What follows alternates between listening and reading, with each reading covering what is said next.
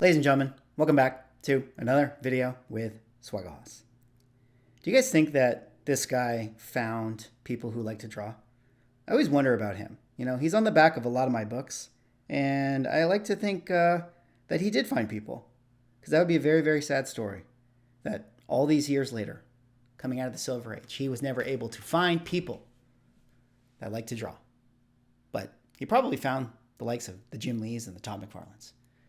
Well, I guess that was my intro for this video. As you guys may know, that is a Silver Age book, which is one of the books that I picked up this past weekend at Cal Comic Con. That is right. I went to a comic show this past weekend. I picked up just 3 books where I spent $1,000. So in this video, I'm going to go through the books, talk about why I bought them, why I decided to pull the trigger on some of these things, and then ultimately, maybe more importantly, just talk about the general market sentiment at the show. It was a very interesting show. You know, I'd say probably one of the biggest shows in the Southern California area, a pure comic book collecting show. So you had some of the best dealers, you had some of the most big pocketed buyers going to the show looking to spend big money. And I thought it'd be really interesting to kind of just give my general thoughts of the show and talk about some of the sentiment on the streets, so to speak. But before I get to it, if you guys could drop me a like or a comment or subscribe if you're enjoying the content, helps support the channel, doing those things, I appreciate it. But let's get into the fun stuff right away. Now, like I was saying, I was at this show. It was in the Southern California area, the Cal Comic Con, also sponsored by the good people over at Shortbox. Got a chance to talk to them. I think that they're doing a really good thing over there, so definitely go check them out.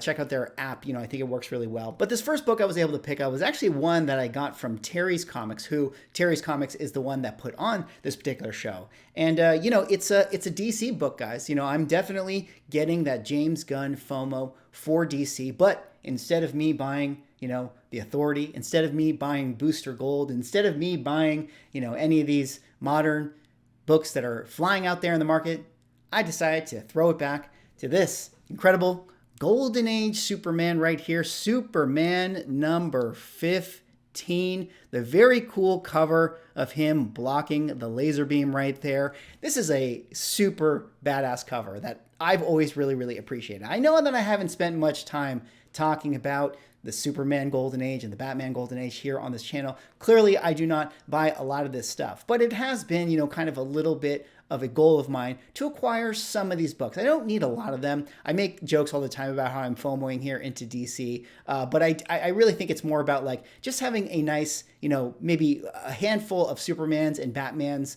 just to, you know, kind of round out the collection. So I had identified a few Superman books that I had my eye on. You know, for me, I think that there's some very, very cool Action Comics covers. Obviously, if I got an Action Comics #1, that would be, you know, an amazing grail to have.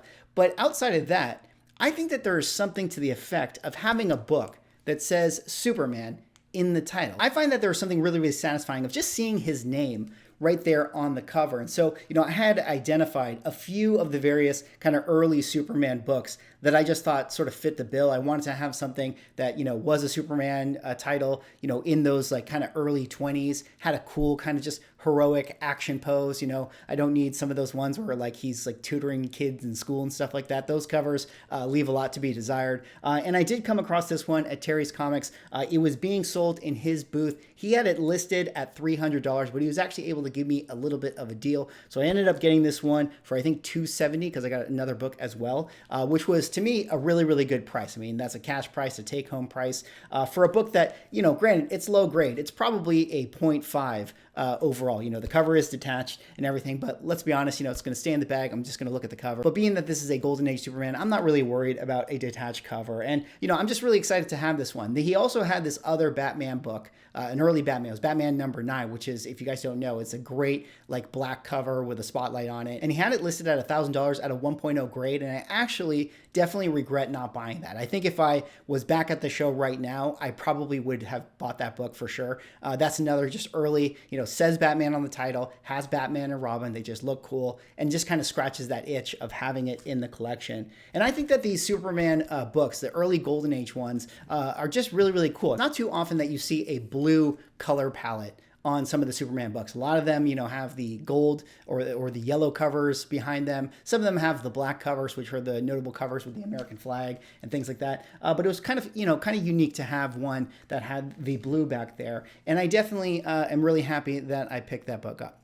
Now, the next book I picked up from Terry's Comics as well, I got this as a package deal, is a pre-code horror book. And this one is one that I've sort of had my eye on. I'm not really sure if this one's actually going to make the keeper list for me. It's just kind of one that I always thought was kind of cool, kind of fun. And this one right here is actually Mystic number 21, The Honeymooners cover. I mean, just a cool kind of skull bride cover right there. I feel like there's a lot of nice things going for this one. We talk about it all the time, the PCH books that have the skull covers on them tend to be the ones that the market usually gravitates towards. And I think that this kind of scratches that itch. I like that there's a humor aspect to it. It gives me that EC kind of vibe, which I really, really appreciate. And this is just kind of a fun, cool, old school horror book. Now, it is an Atlas horror book. And I think that there's something really interesting to the Atlas horror style of comic books, because generally speaking, I feel like they're pretty undervalued. I mean, again, a lot of these PCH books, the ones that have the value are going to be, value generated out of historical demand. Like, the keys are just keys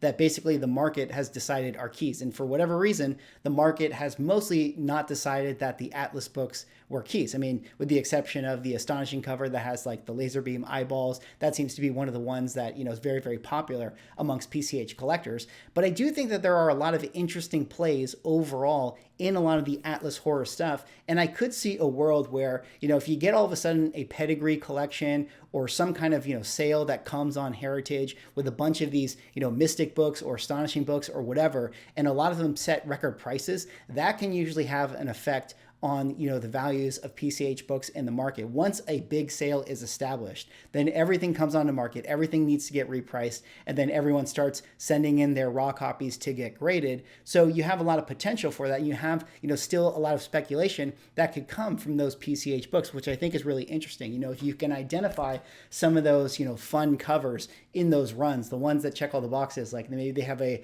skull on it, or they have a damsel in distress being terrorized by some zombie or whatever the case is, those books always have a little bit of potential to get hot out there in the market. Now, the last book I was able to pick up for myself is one that was actually on my Christmas wish list of 2023. As you guys can see, it is in a slab. Shout out to BUNKY Brothers Comics. They were able to hook me up with this one. I mean, and by hook me up, take a little bit off of their sticker price. But the book I picked up for myself is this Journey into Mystery number 103 in a 7.0 grade. An upgrade for the book I already have in my collection. But like I mentioned in my wish list for 2023, a lot of my goals were to upgrade some of the copies I already had in my PC, and this particular book was one of them. I really, really do like this book. I'm probably the only one out there that actually cares about the Enchantress. I feel like the Enchantress is so underrated. I think she could be one of Marvel's biggest villains. I mean, could you imagine a world where we get someone like Margot Robbie playing Amora Enchantress in the MCU? That would absolutely set this book on fire. But even all of that aside,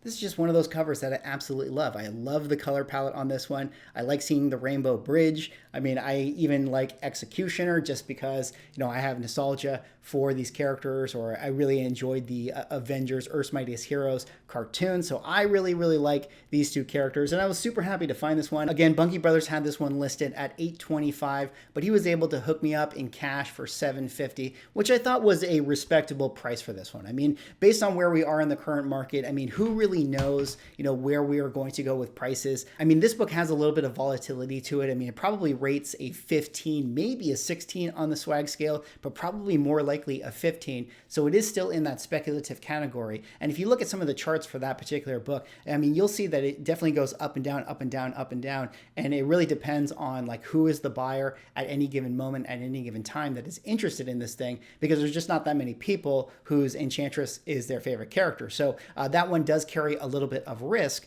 but I did feel like if I could get up to that 7.0 level, that was going to kind of mitigate and offset some of the risk that comes with it. Because in my video that I'm going to do tomorrow, I'm actually going to talk about one other book that I did pick up at the show. It was actually for a trade, and I was able to trade up, but you guys will see that one tomorrow. And that one is where I do talk about, census curve. And I think census curve is something that I think is really interesting to analyze when you want to mitigate some of the downside risk of comic book purchases that you're making. But I won't belabor it. I can put you guys to sleep with that video tomorrow.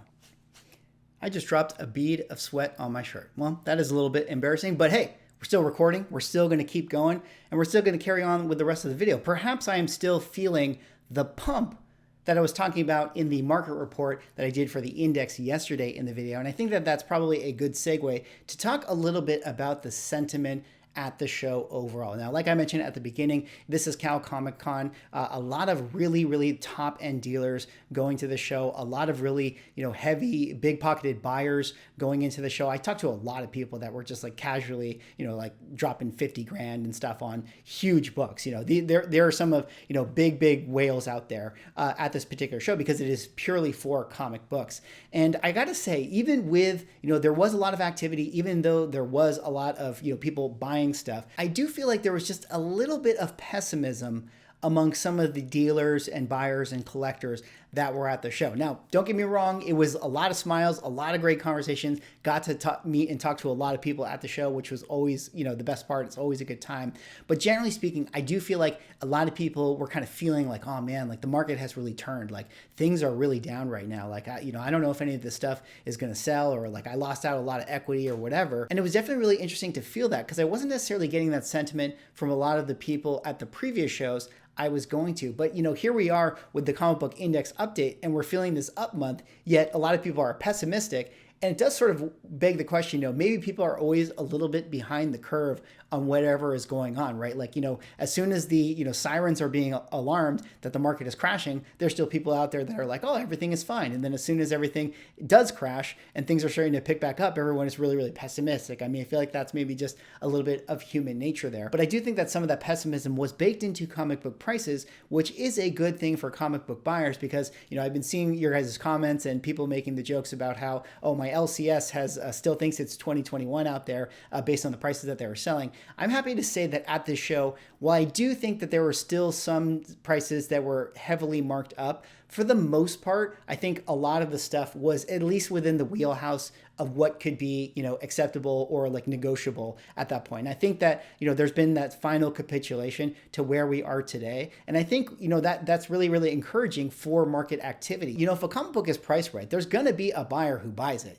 A lot of people just want to know that they're getting a good deal overall. Now, that being said, I felt like the prices were still, equal to, if not slightly higher than things that you might be seeing on eBay, which is also a little bit of a problem because, if you can get something for cheaper on eBay, why would you be buying it from a dealer? I think that, that's really the thing that you have to beat. Now, again, your price is your price. If you're somebody who is selling a comic book, you don't have to match the low price to a seller on eBay. But in this market where there are a lot of people out there who are liquidating their comic books, or maybe they're checking out, there's those mom and pop people who just have their eBay store. If they can sell off books at a rate that is lower than that of what dealers can offer, then, you're kind of in a situation where as a dealer, no one is going to buy from you unless you have inventory that is very, very hard to find, which of course a lot of these dealers do. But again, it was a great show overall. Super happy to have picked up, a couple of these books. I got a Golden Age one here. I got a PCH one here. I got a DC, and I got a Marvel. Shout out once again to Bunky Brothers for hooking it up. I really, really appreciate that. I was happy to get this